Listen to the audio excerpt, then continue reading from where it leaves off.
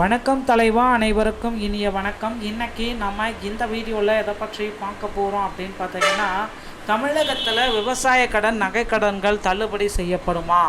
எந்த கட்சி இந்த நகைக்கடன் தள்ளுபடி விவசாய கடன் தள்ளுபடியை குறித்து அறிவித்திருக்கிறது? ஸோ கடந்த முறை கூட்டுறவு வங்கிகளின் நகைக்கடன்கள் தள்ளுபடி அறிவிப்பு இருந்தது, இந்த டைம் ஏன் இல்லை? ஸோ இதை பற்றின ஒரு தகவலை பற்றின முழுமையான தகவலை இந்த ஒரு வீடியோவில் நம்ம பார்க்கலாம். நீங்கள் நம்முடைய சேனலை முதல் முறையாக பார்க்குறீங்க அப்படின்னா மறக்காமல் ஒரு சப்ஸ்கிரைப் பெல்லை கிளிக் பண்ணி வச்சுக்கோங்க. விவசாய கடன் தள்ளுபடி தமிழக அரசினுடைய அறிவிப்பு. கடந்த முறை நகைக்கடன் கூட்டுறவு வங்கிகளுடைய நகைக்கடன் தள்ளுபடி இருந்தது, அதே போல் இந்த முறை விவசாய கடன் கல்விக் கடன் தள்ளுபடி செய்யப்படுமா என்ற கேள்வி எழுந்தது. பொதுமக்களிடையே அதிகபட்சமான கேள்விகள் எழுந்து வருகிறதுங்க.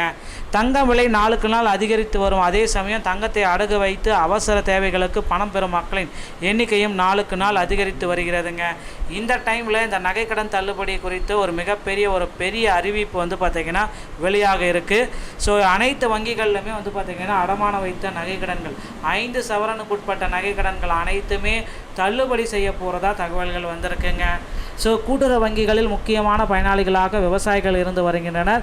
பயிர்க்கடன், பாசன வசதி, விதை, உரம் வாங்குவது, விவசாய கருவிகள் வாங்குவது போன்ற பல்வேறு தேவைகளுக்கு கூட்டுறவு வங்கிகளில் விவசாயிகள் கடன் பெற்றுள்ளனர். நகைக்கடனை போலவே சிறு மற்றும் குறு விவசாயிகளுக்கு வழங்கப்பட்ட பயிர்க்கடன்களையும் ரத்து செய்ய வேண்டும் என்றும், அடிப்படை தொகையில் குறைந்தபட்சம் தள்ளுபடி வேண்டும் என்றும், பயிர் சேதம் அடைந்த பகுதிகளுக்கு தனியாக சிறப்பு தள்ளுபடி திட்டம் கொண்டு வர வேண்டும் என்றும் விவசாயிகள் அனைவருமே கோரிக்கைகள் வைச்சிருக்காங்க.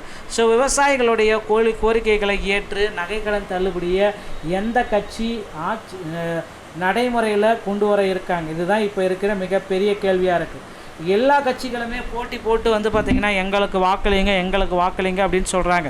ஆனால் எந்த கட்சியுமே விவசாயிகளுடைய நன்மைகளை பயக்கிற மாதிரி ஒன்றும் அறிவிப்பு இல்லை. ஸோ கடைசியாக டிவிகேயில் மட்டும்தான் பார்த்திங்கன்னா விவசாய கடன் தள்ளுபடி பண்ணுவோம், கல்வி கடனை தள்ளுபடி பண்ணுவோம், ஏடிகேவும் டிஎம்கே எந்த கடனையும் நாங்கள் தள்ளுபடி செய்ய மாட்டோம், உங்களுக்கு 8000 ரூபா கூப்பனை கொடுக்குறோம் அப்படின்ட்டு டிஎம்கேவும் இப்படி மோசமான நிலைமையில் இருக்காங்க. ஸோ மக்கள் எதிர்பார்க்குற அறிவிப்பு ஒரு கட்சி மேலேயுமே தர முடியல. ஸோ நகைக்கடன்களை தள்ளுபடி செய்வதற்கு சாத்தியக்கூறுகள் கம்மியாக இருக்குது அப்படின்னு சொல்கிறாங்க. ஸோ இது எப்படி இருந்தாலுமே அடுத்தடுத்து பார்த்திங்கன்னா இந்த மே 5ஆம் தேதி தெரிந்துவிடும் எந்த கட்சி ஆட்சிக்கு வந்தாலும் சரி, மக்கள் நலனில் எந்த கட்சி இருக்க போகுது இல்லாத போக போகுதுன்றதை நம்ம பொறுத்து நம்ம பார்க்கலாம். அதே போல் கல்வி கடன் தள்ளுபடி. கூட்டுறவு வங்கிகளில் மாணவர்கள் பல்வேறு கல்வி கடன்களை வாங்கியுள்ளனர். விவசாயம் மற்றும் நகை கடன்களை போலவே இந்த கல்வி கடனும் ரத்து செய்ய வேண்டும் என்பது மாணவர்களின் கோரிக்கையாக இருந்து வருகிறது. கல்வி கடனின் தள்ளுபடி அல்லது வட்டியில் தள்ளுபடி வேண்டுமானாலும் பெண்கள், மாற்றுத்திறனாளிகள் மற்றும் பொருளாதார ரீதியாக பின்தங்கிய குடும்பங்களுக்கு சிறப்பு சலுகை கிடைக்குமா என்ற எதிர்பார்ப்புகளும் இளைஞர் மத்தியில் எழுந்துட்டுருக்கு. சமீபத்தில் அரசு தங்களது இடைக்கால பட்ஜெட்டை தாக்கல் செய்தது. அதில் பல்வேறு முக்கிய அறிவிப்புகள் இருக்கும் என எதிர்பார்க்கப்பட்டது. ஆனால் அப்படி எதுவும் இடம்பெறவில்லை. திமுகவின் தேர்தல் அறிக்கையை நகைக்கடன் தள்ளுபடி இடம்பெறலாம் என்ற எதிர்பார்ப்பும் நிலவி வருகிறது. சமீபத்தில் மகளிர் உரிமை தொகையை அடுத்த 3 மாதங்களுக்கு சேர்த்து 5000 வழங்கினாங்க. ஆனால் அதுக்கப்புறம் எந்த விதமான அறிவிப்புமே வழங்கலை அப்படின்றது மக்கள் மத்தியில் பெருந்த எதிர்பார்ப்பில் மிக பல்பாக போனதாக இருக்கலாம். ஸோ அடுத்தடுத்து பார்த்திங்கன்னா நகைக்கடன் தள்ளுபடி விரைவில் வர இருக்குது. கூட்டுறவு வங்கிகளில் 5 சவரனுக்குள்ளார நீங்கள் நகைக்கடன் தள்ளுபடி வச்சுருந்தீங்கன்னா இதற்குண்டான தள்ளுபடியை அரசு விரைவில் அறிவிக்கலாம் அப்படின்ட்டு எதிர்பார்க்கலாங்க. இந்த மாதிரி செய்திகளை நீங்கள் உடனுக்குடன் பெற நீங்கள் நம்முடைய சேனலோட இணைந்திருங்கள். மீண்டும் ஒரு நல்ல தகவலோடு நான் உங்களை சந்திக்கிறேன். நன்றி, வணக்கம், தேங்க்யூ.